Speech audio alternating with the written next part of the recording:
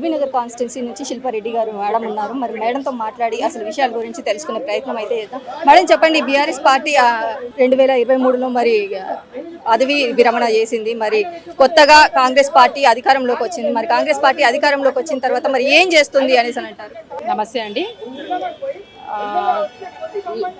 కాంగ్రెస్ అధికారంలోకి వచ్చేటప్పుడు ఏం చెప్పిందంటే నిరుద్యోగుల పక్షంలో జాబ్స్ ఇస్తాము అని చెప్పేసి అన్నారు. 2 లక్షల జాబ్లు ఇస్తామని చెప్పేసి ఇక్కడే ఇండోర్ స్టేడియంలో చెప్పడం జరిగింది. కానీ ఇప్పటి వరకు ఎలాంటి జాబులు కూడా ఇవ్వడం జరగలేదు. కాబట్టి ఈరోజు అదే మళ్ళీ ఇండోర్ స్టేడియంలో మీటింగ్ జరగడం జరిగింది. మరి నిరుద్యోగులకు 2 లక్షల ఉద్యోగాలు ఇస్తామని చెప్పింది. ఇప్పటి వరకు ఒక్క ఉద్యోగం కూడా లేదు. రోడ్లు ఎక్కిన పరిస్థితి కనబడుతుంది నిరుద్యోగులు. మరి ఇప్పుడు కొత్తగా సదస్సును కూడా నిర్వహించడం జరుగుతుంది. మరి ఏం చేస్తుంది ప్రభుత్వం అనేది? నిరుద్యోగులు 70,000 ఉద్యోగాలు రిలీజ్ చేసినామనేమో రేవంత్ రెడ్డి గారు చెప్తున్నారు. మాకు ఒక్క ఉద్యోగం రాలేదనేసి నిరుద్యోగులు అంటున్నారు. ఏం నడుస్తుంది? అవునండి, ఈ సదస్సు ఎందుకు జరపడం జరుగుతుందంటే జాబులు రాని పక్షంలోనే కదండి ఇలాంటి ధర్నాలు ఉద్యమం చేస్తే మళ్ళీ ఇస్తారు అని చెప్పేసి చేస్తున్నారు. రాలేదు కాబట్టే చేస్తున్నారు. వస్తే మళ్ళీ ఎందుకు చేస్తారు? బీఆర్ఎస్ పార్టీ అప్పుల్లో ముంచింది అనేసి చెప్తున్నారు. తెలంగాణని అప్పుల్లో ముంచింది కాబట్టి కాంగ్రెస్ పార్టీ ఇప్పుడు ఏం చేయలేకపోతుంది, ఏం చేయలేని పరిస్థితి కనిపిస్తుంది అనేసి BRS party BJP party BRS party అప్పులు ఉండడం లేదు అనేది సెకండరీ అండి. మీరు ఇచ్చిన హామీ నెరవేర్చినరా లేదా అనేది ప్రధాన సమస్య జరుగుతుంది ఇక్కడ. నిరుద్యోగులు చావు బతుకులలో ఉన్నారండి. దాన్ని మీరు గమనించి వెంటనే మీరు ఉద్యోగులు భర్తీ చేయాలని చెప్పేసి కోరుకుంటున్నారు. మరి ఇవన్నీ అడిగినప్పుడు కూడా మరి రేవంత్ రెడ్డి గారు లేదంటే మీరు రక్తం చల్లండి అని చెప్పడం కానీ, రైతులు అడిగినప్పుడు, నిరుద్యోగులను అడిగినప్పుడు ఎండ్రిని దాగి చావండి అని చెప్పడం కానీ ఇలాంటి మాటలు మాట్లాడుతున్నారు. అసలు ఎందుకు ఇలాంటి మాటలు మాట్లాడాల్సి వస్తుంది? అది ఎంతవరకు కరెక్ట్ అనేది అతనికే తెలియాలండి. ఒక సీఎంగా ఉండి అలాంటి మాటలు బయట చిమ్మడము జనాలు వినడానికి కూడా చాలా అసభ్యంగా ఉంది అని చెప్పేసి మేము కోరుకుంటున్నాం. వచ్చే ఎలక్షన్స్లో మరి బీఆర్ఎస్ పార్టీ అధికారంలోకి వస్తుంది అనేసి అనుకుంటున్నారా? మరి వస్తే కనుక ఎలాంటి మరి హామీలతో ముందుకెళ్తుంది? ఇంతకుముందు గత 10 సంవత్సరాల కింద కూడా బీఆర్ఎస్ ప్రభుత్వమే ఉంది. ఎక్కడ ఇలాంటి పెద్ద ధర్నాలు ఉద్యమాలు మన విద్యార్థులు చేయడం జరగలేదు. చెప్పిన హామీలు ఎలా చెప్పారో అలానే నెరవేర్చారు. అందుకే కాంగ్రెస్ ప్రభుత్వము అలా చెప్పి గద్దెకెక్కారు. కాకపోతే ఇప్పుడు అవన్నీ నెరవేర్చలేదు కాబట్టి మళ్ళీ రాబోయే రోజులలో ఖచ్చితంగా బుద్ధి చెప్తారని చెప్పేసి కోరుకుంటున్నాను. ఎల్బీ నగర్ కర్మన్ఘట్ నియోజకవర్గం నుండి మనకైతే శైలజ గారు ఉన్నారు. మేడంతో మాట్లాడి అసలు ఎలా ఉంది పరిస్థితి అని తెలుసుకునే ప్రయత్నం అయితే చేద్దాం.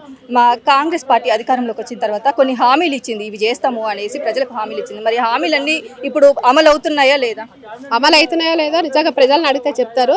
అమలు చేయకపోవడం వల్లనే ఇంతమంది వ్యతిరేకతగా ఈరోజు చూసిరు, సభను చూసిరు కదా.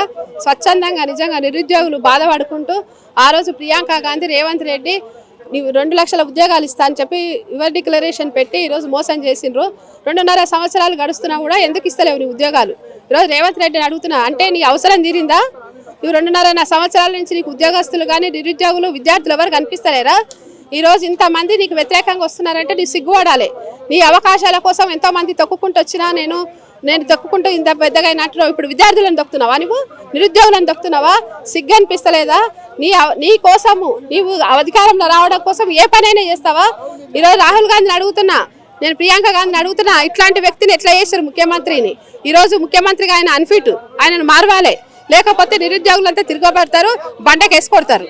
మరి ఇప్పటి వరకు అసలు రైతులకు చూసుకున్నట్టయినా కానీ తెలంగాణలో మొత్తం చూసుకున్నట్టయినా కానీ ఒకప్పుడు రోడ్ల మీద తిరిగి నాకు ఓట్లు వేయండి, నాకు గెలిపిస్తే ఏదో ఒకటి చేస్తా, మీకు న్యాయం చేస్తా అని చెప్పిన ప్రభుత్వం మరి ఇప్పుడు ఎందుకు బయటికి రాకుండా లోపల కూర్చొని మాట్లాడుతుంది? రేవంత్ రెడ్డి ప్రశ్నించే గొంతు, నాకు ఓట్లు వేయండి, నేను అందరికి అండగుంటా, ప్రతి ఒక్కరికి ఇచ్చేస్తా, నిరుద్యోగులను బాగు చేస్తా, వాళ్ళకు ఉద్యోగాలు ఇస్తా, రైతులకు నేను అనుకున్న దానికన్నా రైతు బంధు ఎక్కువ ఇస్తా, నేను కడుపులో పెట్టి కాపాడుకుంటా అన్న రైతులను మోసం చేసిండు. ఈరోజు రైతు బంధువు నిజంగా 2.5 సంవత్సరాల్లో 3 సార్లు వేసిండు. అదే కేసీఆర్ గారు ఉన్నప్పుడు 6 నెలలకు ఒక పంటకు చేతికొస్తుండే, పంటకు పెట్టుబడి ఇచ్చి సహాయం చేసిండు కేసీఆర్ గారు. మరి రేవంత్ రెడ్డికి ఎందుకు బుద్ధి లేదు? ఎందుకు అబద్ధాలు ఆడుతున్నావు? ఈరోజు నేను అడిగిన ప్రజలను మోసం చేసినావు, రైతులను మోసం చేసినావు, నిరుద్యోగులను మోసం చేసినావు. అంతేకాక రైతులను చెప్తున్నాడు రక్తం బారిస్తాము, ప్రతిపక్ష నాయకులు అంటారు. నువ్వు క్రిమినల్వా, దొంగవా? నువ్వు కరెక్ట్ చెప్పు, ముఖ్యమంత్రివా క్రిమినల్వా? నువ్వు ఎంతమందిని చెప్పుకోకు, తొక్కేసుకుంటా వచ్చినా అని అంటున్నావు. పెయింటింగ్ వేసుకునే వ్యక్తివి నాకు అనిపిస్తున్నావు. నీ క్రిమినల్ బ్యాక్గ్రౌండ్ ఏందో మాకు తెలియదు. ఈరోజు రక్తాలు కళ్ళ చూస్తా అని అంటున్న మనిషివి నువ్వు ముఖ్యమంత్రివి కావడానికి అర్హునివి కాదు. నీవు ప్రతిపక్ష వాళ్ళను రక్తం చూసే విధంగా నీ ఆలోచనలు ఉన్నాయంటే నువ్వు ఎంత క్రూరుడవు. నీలాంటి వ్యక్తిని ఈరోజు నిరుద్యోగులను ఎంట్రీ తాగమంటున్నాడు. నువ్వు చావు, నువ్వు ఒక్కని పోతే ఎంతమంది విద్యార్థులకు న్యాయం జరుగుతుంది. నువ్వు ముఖ్యమంత్రిగా ఉండడానికి నేను చెప్తున్నా కదా, అర్హుడిని కావు.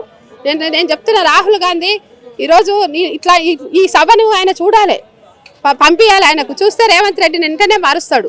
ఎందుకంటే ఆయన ముఖ్యమంత్రి అధికారం అనుభవిస్తున్నాడు, పూరీలు ఎంచుకుంటా మనవనికి మెస్సీని తీసుకొచ్చి కోట్ల రూపాయలు ఖర్చు పెడుతున్నాడు. దరిద్రుడా, నీకు ఇప్పుడు అవసరమా? ఇప్పుడు ఎంతోమంది నిరుద్యోగులకు కనీసం నిరుద్యోగ భృతి ఎందుకు ఇస్తలేవు? అది ఇవ్వవు, ఇది ఇవ్వవు, ఎందుకు పరిపాలిస్తున్నావు? దేని ఈరోజు అధోగతి పట్టించినావు. వర్షాలు లేవు, పెట్టుబడి ఈరోజు కన్నెపల్లి పంప్ హౌస్ని ఎందుకో పని చేస్తలేవు. ఈరోజు పంటలు పండుతలేవు. ఈరోజు రైతులు ధాన్యం వేసి అది మొలకెత్తే టైంలో వర్షాలు పడతలేవు. ఎందుకు ఇది చేస్తలేవు? కేసీఆర్ గారు, కేటీఆర్ గారు రైతుల పక్షాన నిరుద్యోగుల పక్షాన పడితే అడ్డమైన మాటలు, భూత పురాణము సభలు పెట్టి చెడ్డాలమైన మాటలు, పిల్లలు చూస్తే భయపడ్డట్టు నేర్చుకున్నట్టు. ఈరోజు ఒక ముఖ్యమంత్రిని ఆదర్శంగా ఈయన ముఖ్యమంత్రి, రాష్ట్ర ముఖ్యమంత్రి అని మన చిన్నగా ఉన్నప్పుడు చెప్తుంటివి. ఈయన ముఖ్యమంత్రిని చూపించాలంటే భయం అవుతుంది ఇప్పుడు పిల్లలకు. అంత దరిద్రమైన ముఖ్యమంత్రి, అంత దరిద్రుడు. ఫీజు రియంబర్స్మెంట్ కూడా తీసేసిండు. ఇప్పుడు మరి ఎట్లా అది గవర్నమెంట్ స్కూళ్ళను కూడా 27,000 ఉన్నాయి, 4,000కు చేస్తా అనేసి అని అంటున్నారు. అదే చెప్తున్నా నేను. ఫీజు రియంబర్స్మెంట్ లేక ఈరోజు విద్యార్థులు ఫీజు కట్టుకోలేక తల్లిదండ్రులు అది ఇస్తుందని చెప్పేసి కాలేజీలో చేస్తే ముందు మీరు కట్టుకోండి అంటారు. అన్నీ ఉంటే వాళ్ళు ఎందుకు ఎట్లా జాయిన్ చేస్తారు? సిగ్గు అనిపిస్తలేదా? మిడిల్ క్లాస్ వాళ్ళు, చిన్న తరగతి వాళ్ళు ఎట్లా బతకాలి, పిల్లలను ఎట్లా చదివించుకోవాలి? నువ్వు ఫీజు రియంబర్స్మెంట్ ఇస్తావు, అన్నీ చేస్తారని యువత పెద్ద ఎత్తున వచ్చి నిజంగా ఓట్లు వేసుకొని గెలిపించింది యువతని.